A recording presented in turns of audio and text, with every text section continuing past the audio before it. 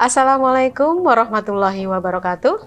Hai Sobat Mahasiswa, berjumpa lagi dengan Ibu Dwi Ariyanti Ramadhani dengan tema pertemuan kita hari ini adalah jenis-jenis perikatan.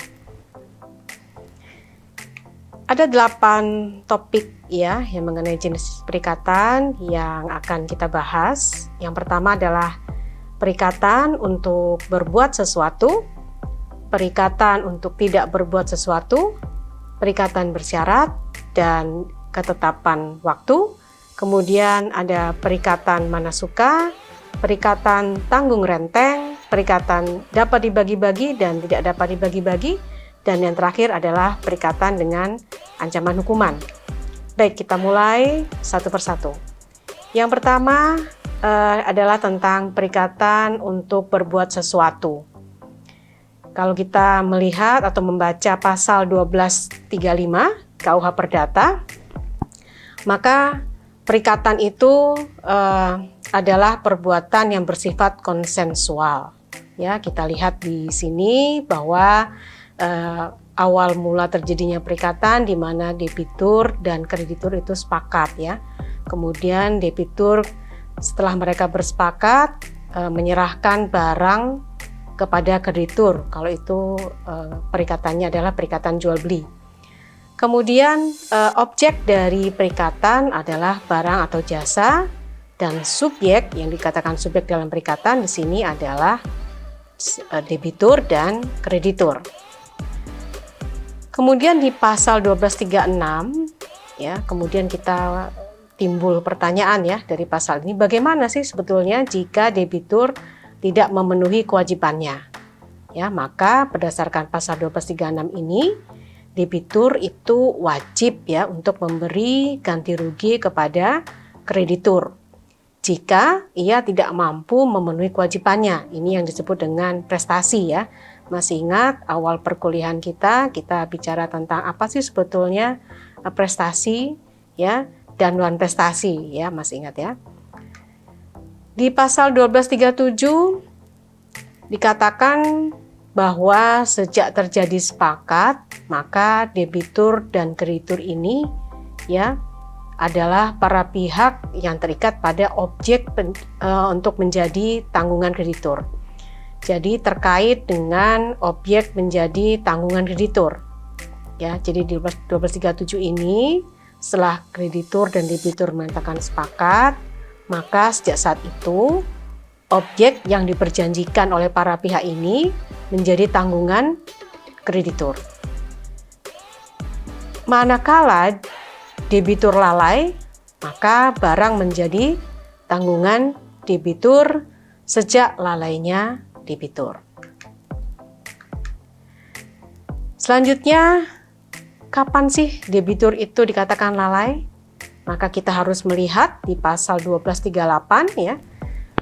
Kapan debitur lalai itu ketika debitur tidak melakukan apa yang dijanjikan. Kedua, bisa juga debitur melakukan apa yang dijanjikan tetapi terlambat.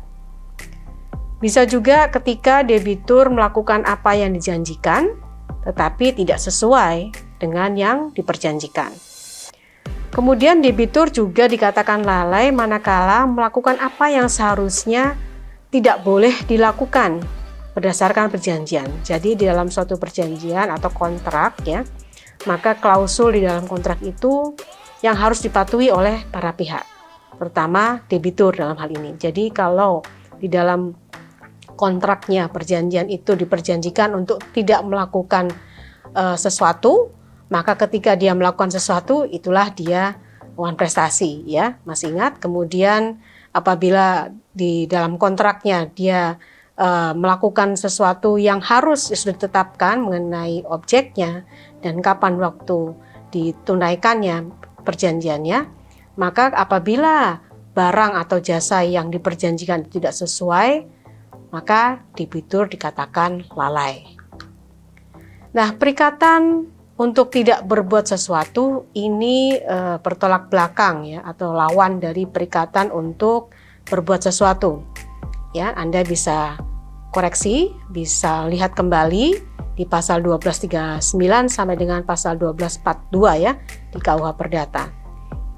Di pasal 1239 di situ dikatakan bahwa tiap-tiap perikatan untuk berbuat sesuatu atau untuk tidak berbuat sesuatu apabila si berutang tidak memenuhi kewajibannya. Ingat ya bahwa apabila si berutang tidak memenuhi kewajibannya, mendapatkan penyelesaiannya dalam kewajiban memberikan penggantian biaya, rugi, dan bunga.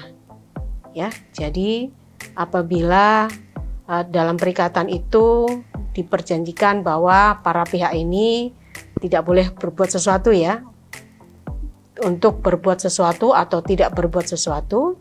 Nah, apabila si berutang ini ya tidak memenuhi kewajibannya, baik berbuat sesuatu atau tidak berbuat sesuatu, maka debitur atau yang berhutang ini wajib untuk memberikan ganti rugi.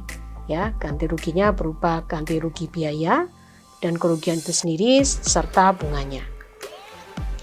Selanjutnya di 1242 di sini disampaikan juga ya, ditetapkan juga bahwa jika perikatan itu bertujuan untuk tidak berbuat sesuatu, kalau yang tadi itu adalah untuk berbuat sesuatu, maka di 1242 itu untuk tidak berbuat sesuatu, maka pihak yang manapun jika yang berbuat berlawanan dengan perikatan itu sendiri, karena pelanggaran itu, karena itu pun saja, maka yang berutang tadi wajib juga mengganti biaya, rugi, dan bunga. Jadi baik untuk yang berbuat sesuatu maupun yang tidak berbuat sesuatu, maka pihak yang telah menyebabkan kerugian pihak yang lain ini wajib untuk mengganti biaya, rugi, dan bunga. Nah, kemudian bagaimana dengan perikatan bersyarat? Ya, ini Anda bisa baca, bisa pelajari ya, bisa telaah kembali di pasal 1255 sampai 1267 KUH Perdata. Di pasal 1255 sampai 1267 ini ada 3 hal yang menjadi kunci ya. Yang pertama adalah apabila menangguhkan perikatan sampai pada suatu keadaan yang akan datang dan belum tentu akan terjadi. Ini syarat-syarat yang ada di dalam perikatan di pasal 1255 sampai 1267. Syarat yang kedua yaitu perikatan itu batal ya jika bertentangan dengan kesusilaan atau bertentangan dengan undang-undang. Kemudian syarat yang ketiga yaitu apabila perikatan ini tujuannya untuk tidak melakukan sesuai yang tak mungkin terlaksana ya. Jadi ada perjanjian yang tidak mungkin dilaksanakan, maka ini syarat-syarat inilah yang akibatnya menjadi batalnya suatu perikatan. Perikatan dengan ketetapan waktu ya 1268 sampai 1271 intinya perikatan ini ya tidak menangguhkan perikatan, hanya menangguhkan pelaksanaannya. Jadi kalau perikatan yang klausul di dalamnya ditetapkan mengenai waktu, maka ketetapan waktu ini tidak menangguhkan perikatan ya, hanya menangguhkan pelaksanaannya. Jadi kalau perikatannya misalnya jual beli, kapan si penjual itu menyerahkan barang kepada si pembeli ya, sudah ditetapkan waktunya. Tetapi manakala barang yang dipesan tadi ini belum selesai ya atau belum jadi, maka bisa ditangguhkan pelaksanaannya di luar dari waktu yang sudah ditetapkan. Kemudian waktu pembayaran yang ditentukan tidak dapat ditagihkan sebelumnya. Jadi artinya kalau perikatan dengan ketetapan waktu, maka pembayarannya tentu saja setelah barang itu datang ya, setelah barang itu diterima. Dan yang terakhir adalah ketetapan waktu selalu dianggap untuk kepentingan debitur, kecuali diperjanjikan sebaliknya. Baik, kita lanjutkan dengan perikatan manasuka. Ini Anda bisa lihat atau Anda bisa telaah pada pasal 1272 sampai dengan pasal 1277 ya, di mana perikatan manasuka ini debitur dibebaskan untuk menyerahkan salah satu dari barang yang disebutkan dalam perikatan, tetapi tidak dapat memaksa kreditur untuk menerima sebagiannya. Ya, jadi debitur dalam hal ini dibebaskan untuk menyerahkan salah satu dari dua barang yang disebutkan dalam perikatan, ya, tetapi tidak dapat kemudian memaksa kreditur untuk menerima sebagiannya, ya. Jadi harus tetap diterima oleh kreditur itu seluruhnya, ya, dua-duanya. Kemudian dalam perikatan ini juga hak memilih ada pada debitur. Jika tidak secara tegas ditentukan oleh kreditur. Jadi kalau krediturnya tidak meminta, ya, adanya klausul bahwa yang bersangkutan atau kreditur ini mempunyai hak untuk memilih, maka secara otomatis, ya, maka hak memilih itu ada pada debitur. Bagaimana dengan perikatan tanggung renteng atau tanggung menanggung? Ini mungkin Anda sering mendengar ketika dalam suatu perikatan yang ada pada lembaga koperasi, ya, tanggung renteng. Nah, bagaimana di KUH Perdata diatur, yaitu di pasal 1278 sampai dengan 1295, di mana perikatan tanggung renteng ini terjadi antara beberapa kreditur. Ingat, ya, bahwa perikatan tanggung renteng itu krediturnya lebih dari satu, beberapa kreditur. Debitur berhak untuk memilih, ya, untuk membayar utang kepada kreditur satu atau satu kreditur saja atau lainnya. 1, 2, 3, 4 mungkin, ya. Maka debitur berhak untuk dia lebih percaya kepada kreditur yang nomor 2 misalnya. Ini adalah menjadi hak debitur, ya, untuk membayar hutang ini kepada salah satu kreditur saja. Selama kreditur itu belum menggugat debitur. Jadi ketika ada keterlambatan pembayaran oleh debitur, ya, maka kalau si kreditur ini belum menggugat debitur, maka debitur itu masih memiliki hak, ya, untuk memilih kepada siapa dia akan membayar hutangnya. Nah, dalam hal ini harus dinyatakan secara tegas, ya, sebagai perikatan tanggung renteng. Jadi perikatannya itu harus dinyatakan secara tegas di depan, di awal, ya, ketika mereka bersepakat untuk melakukan perikatan tanggung renteng. Baik, apakah sudah jelas yang Ibu jelaskan sebelumnya? Baik, kita lanjutkan kepada materi mengenai perikatan yang dapat dan tidak dapat dibagi-bagi. Di pasal 1296 dinyatakan bahwa barang yang penyerahannya atau pelaksanaannya dapat dibagi secara nyata maupun perhitungannya, ya, maka ini disebut dengan perikatan yang dapat dibagi. Di 1297, jadi meskipun barang atau perbuatan dapat dibagi, tetapi jika sifat perikatan tidak menghendaki, maka barang tidak dapat dibagi-bagi. Jadi perbedaannya dengan barang yang dapat dibagi, ya, atau perikatan yang dapat dibagi tadi, bahwa di pasal 1297 ini tegas, ya, mengatakan bahwa jika sifat perikatannya tidak menghendaki, maka barang tidak dapat dibagi-bagi, ya.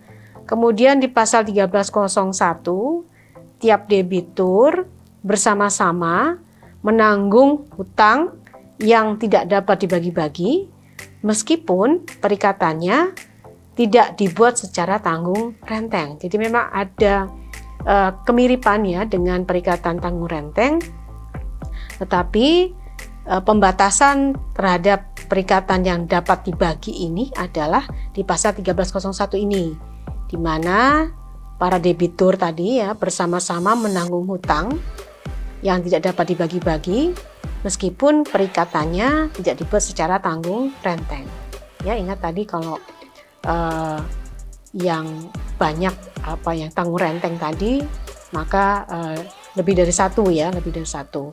Sedangkan di dapat dibagi-bagi ini debiturnya itu lebih dari satu menanggung hutang, ya, di mana barangnya tadi tidak dapat dibagi-bagi. Perikatan dengan ancaman hukuman kita bisa lihat di pasal 1304 sampai 1312 KUH Perdata, maka ada 3 kesimpulan dari pasal-pasal tersebut. Yang pertama, apabila debitur ini lalai, maka ia dikenai hukuman tertentu ya sebagai tambahan kewajibannya. Jadi kewajiban pokoknya kan tetap harus ditunaikan oleh debitur ya karena kelalaiannya. Misalnya tadi pembayarannya ya, hutang utamanya, hutang pokoknya itu harus tetap dibayarkan oleh debitur.